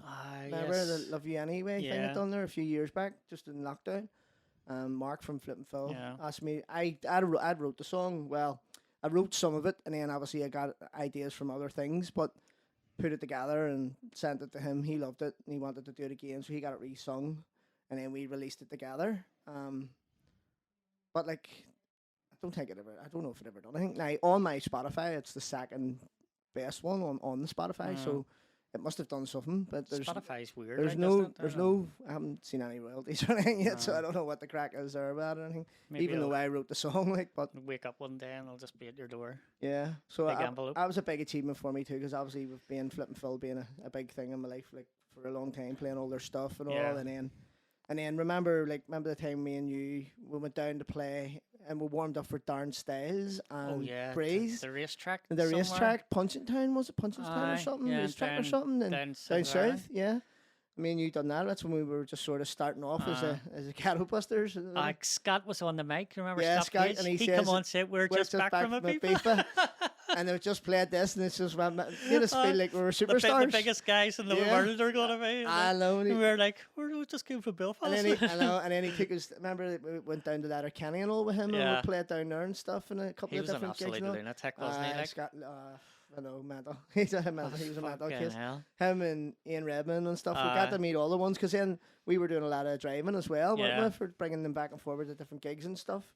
We got to know all the ones from Clubland that way as well. Yeah, it was good. Just sort Yeah, of it's meeting good all to the know them people all, that like, you- wasn't it? And then obviously we thought we were good at production, and then we hear Yeah. it now and we go, Jesus. it's cringy, but sure. In the end of the day, you have to start somewhere. don't I you? know that's it. Like, but maybe it's us as well. Like, because we have noticed how far we've come on. Yeah, But yeah. maybe if other people listen. I think it's because Like we're when you so played that fussy, though.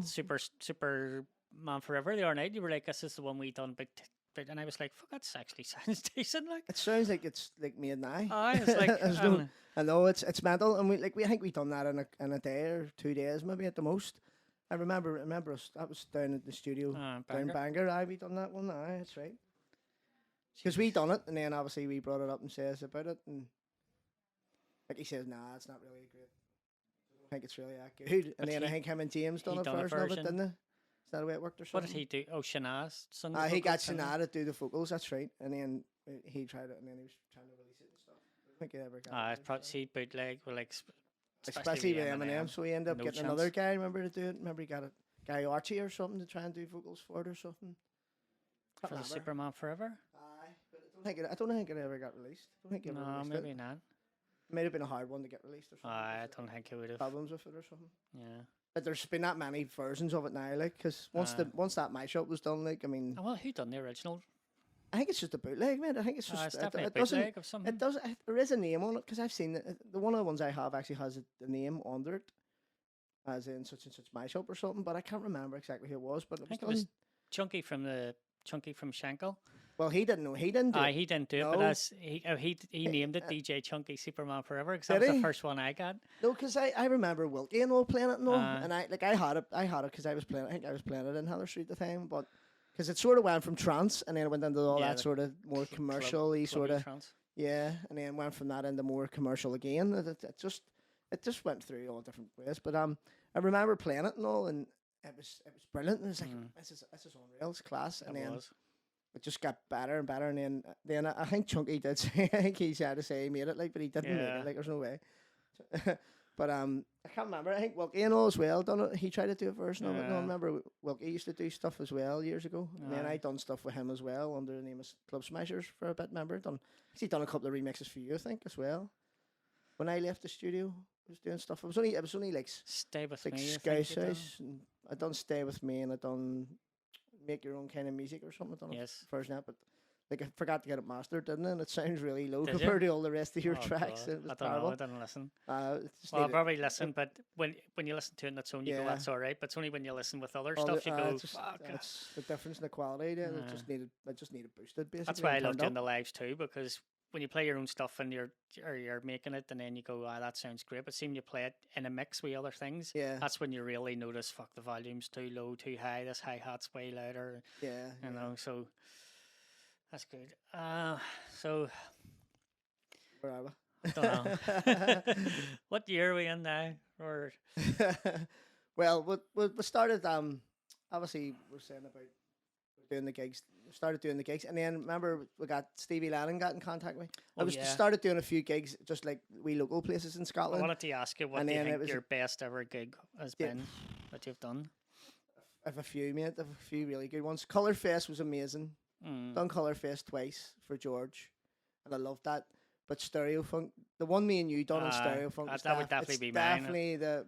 I haven't done Like the ones you've done, but I think that I one. was something like 6,000 or 7,000 people in that tent, like, and it was Even the bouncing. video I got. And it was some like what was it, like 4 o'clock in the afternoon, and it was rammed to the doors, like, and you couldn't get anywhere people in that tent, like, and it was unbelievable. The video was I class. got just sort of tells you everything done it, like just the way it was done, even the True Love production, Never the Dies. stage, everything.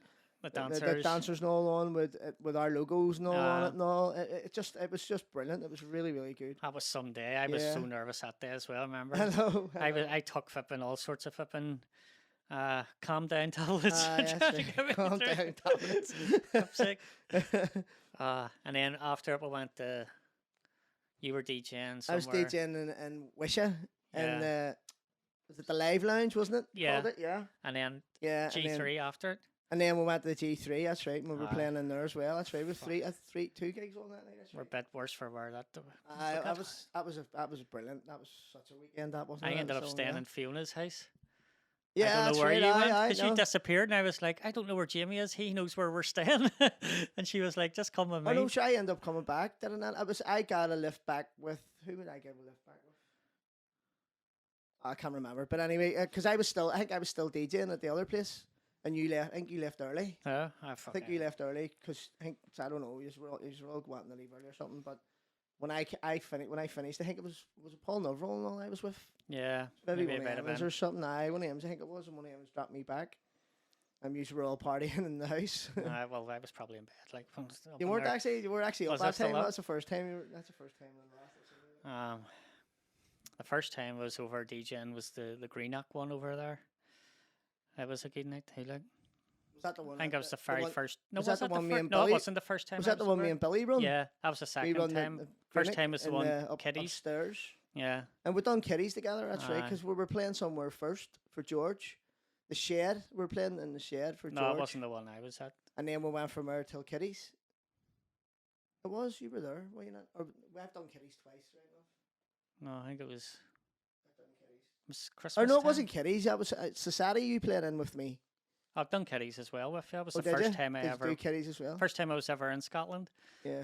Like Society's another great club too. that like, was an amazing one that time, wasn't it? Like, I think that was one of the biggest crowds I'd ever had in there. Like, Yeah. it was something like 13 or 1400 people or and something. something I think, happened, this didn't year, it? And the music cut off or something. it Can't wasn't remember. one of the great sound system One and of all the- stuff. And The CD just stopped or something, was it? Or I can't remember. I think it just started singing though, didn't it? This I night, but you so know, when you were like, Ron, say something to Meg. And, I was, Oh, "What the that's fuck?" right. And you were like trying to get it the into tune deep back to end. start. That's right. I think it was the decks or something. There was Something just stopped. It was an auto loop on it or something. Emergency Emergency maybe. loop I went That on happened to me because before, there was a fault or something on one of the tracks or something. That's and, right. And I was trying to go, Uh, right, everyone, they're make all some singing and all noise. shouting all. That's right. I know. Until you got it on. So I think we bluffed it and everybody thought we were doing it just to sort of whip them up. It was meant to sound like that, but it wasn't really.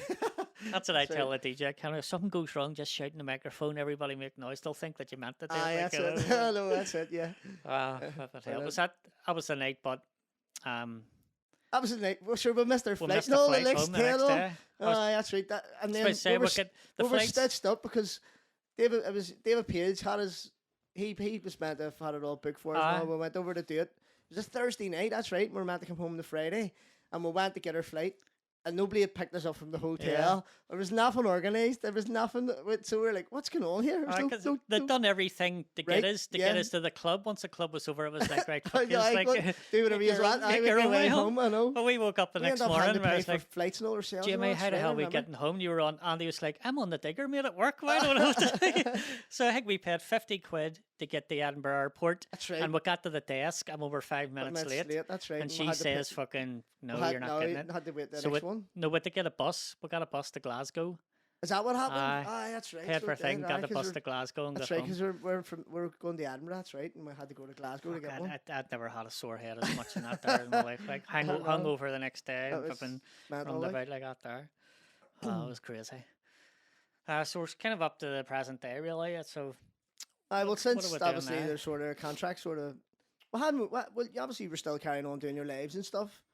Obviously, I've been just doing different things and doing wee bits and bobs, but we decided just to, because now that we're lucky, we have like Bounce Heaven's a digital store. yeah.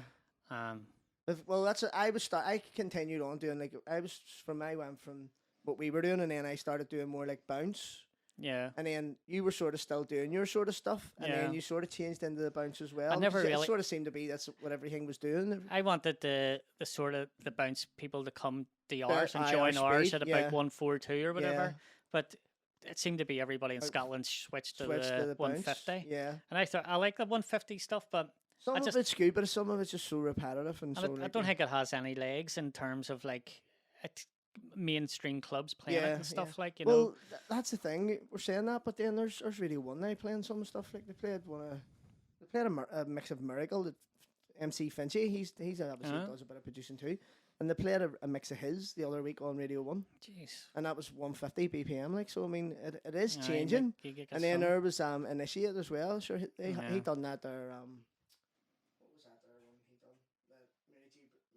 Yeah, I Just heard Fine, that Mary J. Blake. Yeah, on Radio 1. Yeah, and he played that, and I think I was 144 BPM. Like, so I mean, it is getting faster. Yeah. And then there's Calvin Harris and all now. Look at the Yeah. speed they're doing their stuff. Like, 145. that's 145, So- 144, and It's all coming back you around know, again, like. Shaq. You've got a Shacker as well, and you've got Patrick Toppin and all. All Lemons are all playing. Hannah Yeah. Lang, And then you get you know, Shugs and stuff, and Shugs and all, and you've all Billy Lemons, Gillies Billy stuff. Gillies, and Symmetrics one's Symmetric. 145 too. Yeah, they're all sort of going the same sort of speed now as what we were doing. Like, It's like all coming around. so hopefully it does do well because it's what we like doing I know. and it's perfect for us for what we make. Like, so hopefully and like Shugs and Symmetric and all are doing so. Aye, they're everywhere, like. And it's real.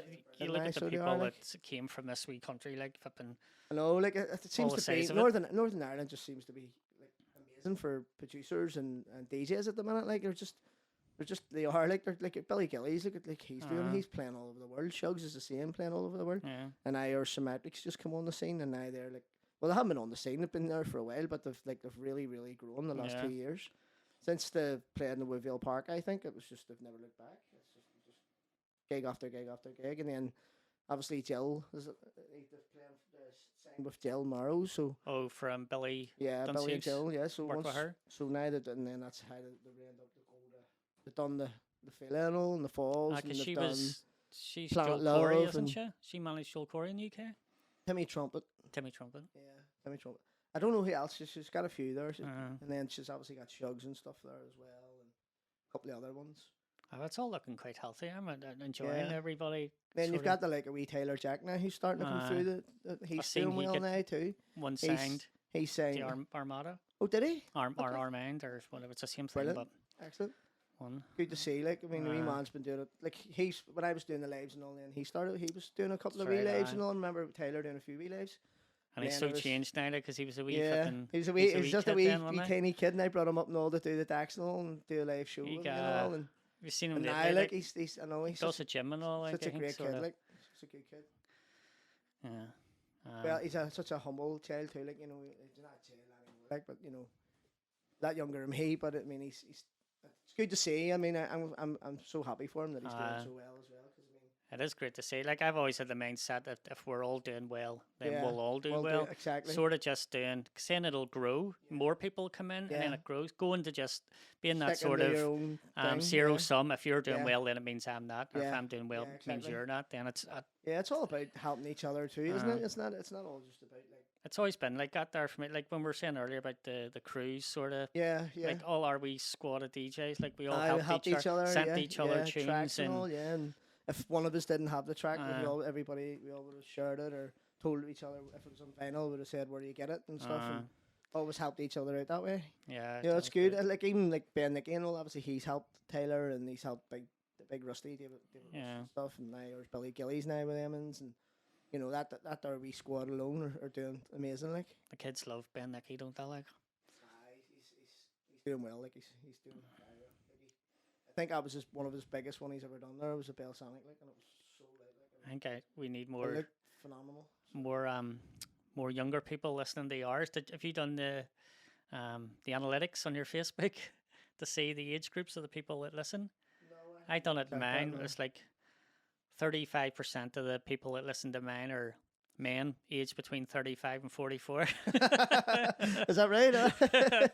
I think people between 18 and 25 is only like 3% or something. So we need that. That's the thing too. You sort of need to break into it. That's one thing about Ben. Like he's with that Misfits thing. He plays everything, so it's not just one type of genre he plays. So he's basically suiting everybody. You know, he can go and play a trance set. He can go and play a hardstyle set. He can go and play, you know, techno, whatever. He can do them all. Like, you know, which is brilliant. Like sometimes he even plays dunk music, which is mental to hear, but he does. You know, he's doing really well. Like, so he is. Well, that's the kind of music now. I'm really liking it. They're coming into this like offbeat sort of dunky sort of sound. This organ sort of stuff they're doing a lot now as well. They're like a Hannah Lang and all. She's doing all this. Sort of, Yeah, she's doing well. she's doing brilliant too. Like, you gotta give her credit. Like, she's been brilliant. I remember Hannah like from when she was doing like she was doing a beef. I remember when we were over and all, she was doing the Highlander and all. Yeah. Like she was the resident DJ in the Highlander over in Ibiza when we were there and stuff. And like we obviously we bumped into her, so we're talking about her and stuff and things like that. And I done a gig with her in Glasgow in Classic Grand, I think it was. Yeah. I think it was Daxie and friends or Yeah. something, and Hannah Lang and myself. That's the first time I sort of really got in the word. No good talking to her and Does stuff. Daxie not do anymore or whatever? I haven't Heard really from her? heard much from Daxie or anything. I don't know if she's still DJing or what she's doing. I haven't actually heard much about her and for a while. Like, No. She was I getting haven't- loads of views as well. doing and well. everything, She yeah. was doing like a live on a Sunday and she was doing brilliant. Aye. So she was doing very well. It's just The Facebook thing sort of like down away, mate. It's not Aye. the same anymore. You don't get the That's what I'm the saying. views. Like when I was going on a couple of years back, they were getting 500, 600 people watching right away. And nobody gets notifications anymore. They don't send out notifications to everybody. So Aye. people don't even know you're on They're trying to unless limit. someone shares it. You know, that's the only way you're going to get. Like, it's totally different now. I don't know what it is, what they've done, but they've changed a lot of things on it. You know. And then it's Facebook's like sort of for old people now, isn't it? It's sort of like Yeah, kids it's all are on it's all now TikTok. TikTok and Instagram. and all. So one thing I don't really use is Instagram. Like, I have no idea what. like it's basically just putting pictures up and Pictures just up. things like that. But it's I just getting can't get into it's it. getting the time to do all. There's could so do- many I different know. things you need to be doing. Like you need to be doing Facebook, Instagram, TikTok, Snapchat, Twitter. Twitter, YouTube. YouTube. Like and there's so many, and, And you have to make trying- the- you really need someone to be doing it for Aye. you. Do you know what I mean? To keep above everything and to keep on, you know. And you have to search for tunes Always- anyway, and you have to make the music, and you have Yeah, to. it's just there's so much that needs to be done as a DJ. Like there's so much and you need to always be making tunes so your name isn't just like irrelevant anymore. You know, it it's used just to be like quality over quantity. Now it's sort of just get as much stuff out as you can. yeah, and then a lot of it now is all like what your fan base is like, how many people you got on your like how many people have you got in your SoundCloud, how many people have you got, you know, that's the things that clubs and all and promoters and all look at now. It's not even how good you are anymore. It's just can you bring people into the club for them, you know, and that's it's mad the way things have went too. Like that, like. Yeah. But then obviously we're going to talk about the album. We've started a new album and stuff. And how did that come about? How did we end up doing that? I think we were saying for ages, like we wanted to start doing stuff again, but we were just waiting on, because we wanted to do something good. We just didn't want to do an average track as that's right. doing. Yeah, what we're doing. Yeah, so and then when we're this talking about changing our style a little bit too, weren't we? And then when we started hearing this sort of like some sort of slower stuff, like offbeat, then we went, maybe there's a direction we could do. And I think it was a Calvin Harris one, sort of, wasn't it? The Miracle thing and stuff. We were like, well, maybe because we were talking about that style for a while, weren't we? Yeah. And then all of a sudden, Calvin Harris and stuff, and then I heard. See, at the time, I think Symmetric was doing more trance. Yeah. But then there was a couple of wee things they were doing, but they were more like wee sort of techno-y sort of things. And then they were doing that sort of... and then I think we're sort of like... We've been doing stuff like that anyway, so we might as well try, you know. Shugs was done a mix of Your Shining. Shugs has probably been doing that stuff even before them, and like... I was saying his mix of Your Shining was brilliant. Like, it was like offbeat clublandy sounding. Did he do DD Forever as well in that sort of style, didn't he? That's right, yeah. And then we're like, that's maybe the sort of, they're coming to that, so, you know, it sort of makes it all one sort of thing. And then it's... What was it, Little Bird or something? Little Bird was the first one. We sort of went, this would be a good one. And then we done... You sent me the vocals and I was like... You said change them our vocals. Sounds to like the somebody's getting strangled in it, and then we changed the other one. It just made it. And then you had a bootleg of Cure My Desire, didn't you? It was actually, I think, the first time I heard it was, who was it? Was it Pitch Invader or something? And it wasn't that it was a brilliant mix he done. And I think I asked him to send me it, but he says he wasn't sending it out at the time. He only done it, and he's like, I can't. I'm just keeping it for myself for a wee bit, and then. So you done your own one? So I went, that's all right. I'll just make my own.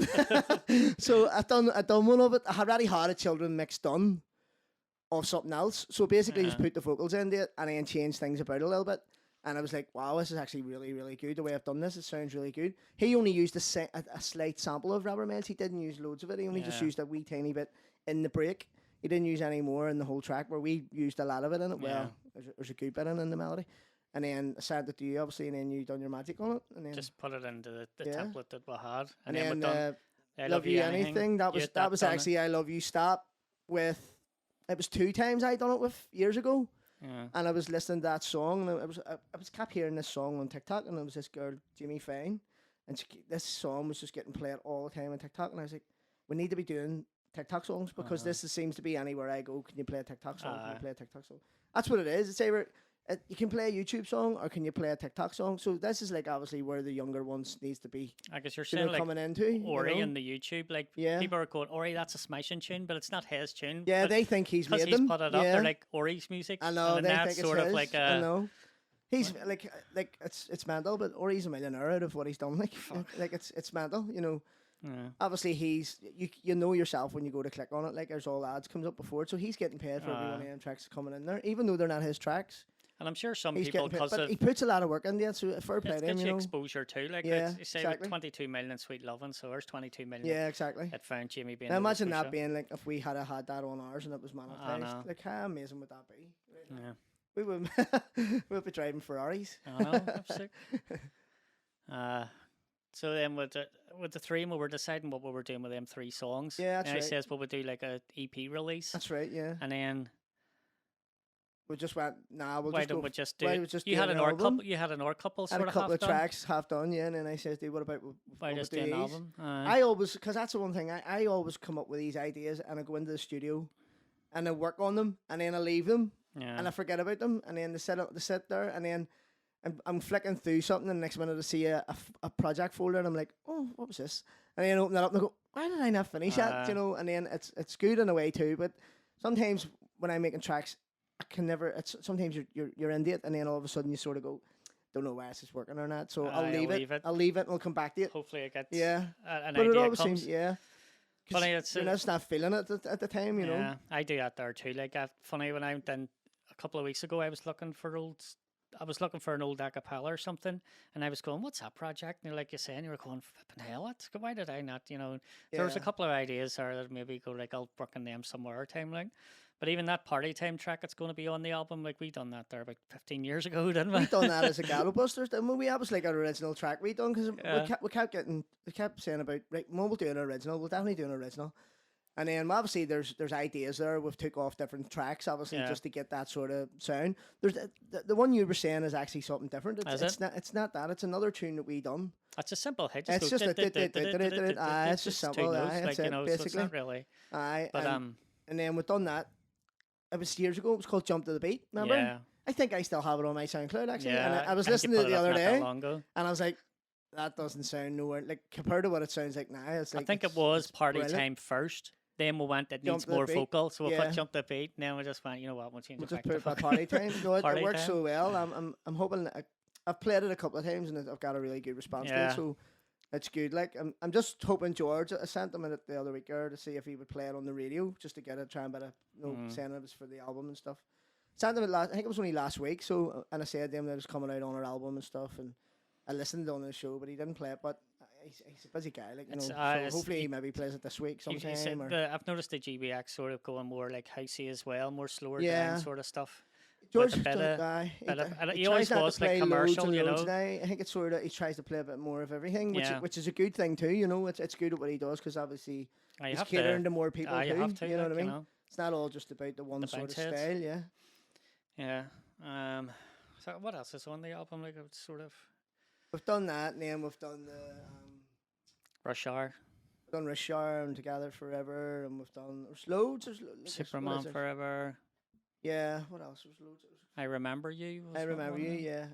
Still not happy with that one. I think we need to Yeah. still think we should take some of the vocals out of that one. There's too many vocals in it. I think so. Yeah, it swamps it a wee bit. And then We'll look at it though. the BBE and Look at Me Now. That's one you done, but we need to change. You want me to change the I change it a bit, like I kick on it or something Change it. into the new one? Yeah, we got Adele to sing it. Aye. Adele done the vocals for it, so it's hopefully that's good. What else? What have we done? There's loads of things. So we've And just then- basically to finish this Superman Forever and that's it done. I remember thinking, because we've done the I Remember You together and we've done it like in 2 or 3 hours. Yeah, And that's we were right, like, yeah, we'll have this yeah. album done by next week. I think I that was 2 know. months ago or something. Yeah, but do you know what, mate? It took us 6 months the last time to do an album. You know that what I mean? was, fuck that. And then we were having so much trouble with it as well. We got it up, and then we had to take one of the songs down, and Yeah. then we had to take another song down, and then when we actually released the album, we ended up getting songs taken off it because it sounded so like the originals. And we've done remember the Better Off Alone we done? Yeah, the Better Off Alone. We And had Alice the, DJ got back to us and said, "He was like, why you've just you've sampled my track." No, they and says we had to you've- send all the parts and all. they says you've bought or you've put this up with no no license? permission. Yeah, And I sent them the licenses. I was like, here's yeah, the licenses. that's right. Yeah, And then they says doesn't matter. And then they took it down. I think £900 we had to pay them out of that there account. well, we lost money on that album because of that. Like, we still made money on it, but we wouldn't have been anywhere near. Yeah, it's what we still could have we're made. still making money now. It's, Yeah, it's good the it's way still do. it's like it gives a nice week. We sort It's of do always the good accounts for every Christmas. yeah, and it uh, always helps us at Christmas, doesn't it? yeah, and then we thought everybody would buy the CDs, so we got 1,000 CDs made, and we only sold aye. about 400 CDs. Aye, so every time we're at gigs, Everybody we bought just it give them away downloads. now. We give them away, and everybody thinks they're getting a present, la- but the we're last- really, the last- really trying to get rid of them. Yeah. So we're just like, the here, last take bingo, that there. the take last bounce bingo there, we just brought the box down and went here just for. Oh, aye, so we'll talk about that. So we started, like, I was obviously over in Scotland. I'm doing the bingo thing, and you went over and done one for me as well, didn't you? yes, you covered I one, didn't you? done. Aye. So it's Bunkers Bingo, and it's massive, obviously, all over the place. And we've been doing it for a while. And then I said to Ron about it because obviously one of our friends and stuff, and we said about we'll do something and try and obviously help him and stuff. So we done one and then try to raise some money up in Oh that yeah, for him. Yeah, for Colin. aye. yeah. So we done one for him, and it nearly sold out. It was like a really, did it sell out? did sell out, It aye, sold like- out, didn't it? It was a Aye. big crowd. It was packed out, like, and it was absolutely bonkers. Wasn't it? It Like? was brilliant. Some Uh, crack, and then we just done it, and then we went, why don't we try and do one of these every now and again, Yeah. just to see if we can just try and build it up a little bit. But So we've got one on the It's coming up, isn't it? Is In it August. 19th of 19th August? of August. Yeah. Saturday, I think it's Saturday, Standard, 19th isn't of it? August in the Standard North Hill Social Club. Yeah. Get your tickets if you want. Get a wee plug in there. Yeah. As you do. But it was quite fun doing it. Like, you know, like you Yeah. done all the games where the got people dressed up in Elvis and Yeah. stuff like that. There was Yeah, good, it was like, good, and then a couple of party games and stuff, Yeah, and then there was plus the obviously good bingo as prizes well. and stuff as well. Yeah. Some of them were winning like 150 quid, no, wasn't there? And Yeah, 200 Prince quid, no? Charles was It legless on the that's dance right, floor, wasn't yeah. there? With Somebody. wee lap dances and all getting done around him and all. It was a nightmare. And we were getting some looks that night, weren't we? 'Cause Somebody said to me at the end of the night, "Goes, you know, it was a brilliant night, but that's really disrespectful what you did to Prince Charles." at the time, his Prince he wasn't keen, sure he wasn't. uh, Or maybe was he he'd just keen? been Or keen, I maybe can't was he just remember, like- keen, was he? I can't remember. It wasn't Uh, us. We were, you know, offering I the prize. It was know, other that's it, people I know. done it. The like, way, can't I see. know we didn't ask him to do. I don't know exactly. But so anything else on the horizon? Oh well, then? just loads of gigs coming in, mate. Loads of gigs, and still working away in the studio, still making stuff. Obviously, you're doing stuff with me and that there as well. I've got the Savoy coming up here in 2 weeks Yep. in Glasgow, so I'm looking forward to that there. The last one I done was absolutely amazing. What date's that then? Brilliant. The 22nd of July. Right. So Saturday the 22nd of July. And then you've something else in August as well, aren't you? I've got one with George in August as well, and then I've got one over in Liverpool. Is it? I think it's Liverpool, Southport. Oh yeah, the for- Beatscape or Yeah, something. Beatscape Pleasureland or something. It's in a Yeah. big theme park festival, and Yeah. that's for the Bounce Happen boys. Brilliant. That'll So be I'm a going good one. going over to play in there on the, I think it's the 12th of August. Yes. So I'm looking forward to that. I think that's going to be a really good one. And then I have a few gigs coming up on on August. I can't remember. There's a couple more. I just can't think on the top of my head. But the two main ones is the one in Savoy. Southport, and then the Savoy one's this month. Then there's a Southport one on the 12th of August, and then on the 25th of August, there's myself and George and Dean playing in Arthur Street Kitchen, which is sold out already. It's Oh sold out. yeah, Arthur Street Kitchen. Yeah, Done so there with- you played there played with there me, a couple of didn't times. Aye. you? One you of the come over times and you done were that, sick, yeah. remember? But you come over and done it with me as well. I didn't had done you? it with. Yeah. I had done it. You were sick, sure. We had to pull the car over, and you were sick in somebody's driveway. Oh, I get travel sickness sometimes. That's all it was. I think there was something. I think you had like a A bug bug or or something something, was because it? you wanted me to. I went on early, and then you went home. Oh, did I? No, you went on it first, I went and on then early? you went Alright. home. I must have had a bug or something. That was the time Colin went with us. Aye, that's right. Aye, we went over in the boat. That's what it was. Yeah. And the boat was rocky all that day. That's what it was. And then we get on the bus. We weren't driving. We were on the bus, weren't we? And No, you drove. oh, did You I drove, drive? Did aye. I? It's them windy. See coming down from Aye, that. the Back, windy- it's I horrible. know. That there. See it doing that in the coach. I know it's only an hour, like, but see, just going around that windy. Every time I come off the coach, like I be sick. That's why I always bring the car now when I'm going to the air. Like. Aye. It was funny on the boat with Colin and the on the boat on the way back. Remember, he was flipping. Oh, he was ill, He wasn't wouldn't speak. He was just. he was ill. We Then were. the boat was so rocky and all as Aye. well, wasn't it? He was the just way- like, it was If I had the energy to get up, I would just throw myself off the side. that's right. Oh, We've good. had some crack. We have. It's been- I know it always goes like. May it continue and like hopefully there's a lot more to come. You know. Oh, aye, there will be like. Like we've loads to do and we've loads planned and hopefully things are going to take off a lot better for us. And Yep.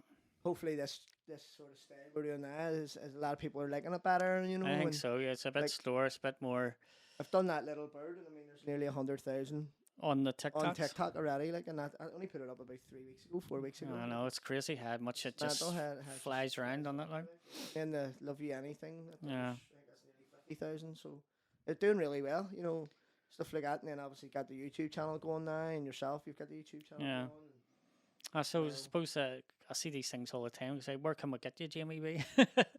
What do you call your Facebooks and stuff? So my Facebook's facebook.com/DJ Jamie B Old School Anthems. You know, mine's still Ghetto Busters. Is it? Yeah. Yeah. I think mine used to be Ghetto it? Busters, and I had to change the name. Aye. And then my SoundCloud is soundcloud.com/Jamie B DJ. My Mixcloud is mixcloud.com/DJ Jamie B Old School Anthems. Hmm. My TikTok is DJ Jamie B. Isn't it wild, all these bloody things? There's Like, so many things we have to try and keep up with, and it's so hard. I feel but- like old folks here going, the bloody kids and their technology. No, I know. You have to learn it all too. That's the I thing. know. If you don't do it, like you're. That's it, you miss out. You miss out big time, like. So I think that'll do us for Yeah. this time. We'll certainly do it again in another few weeks or whatever. Definitely. And hopefully some more people come in the meantime, like if they want. Yeah. We'll do this here. So thanks for coming down, GMA. No problem. It's all going Take right, care. actually. for a Instead change, of going all wrong. going wrong. And that's us. Thank you. Yep. See you later. Thank you.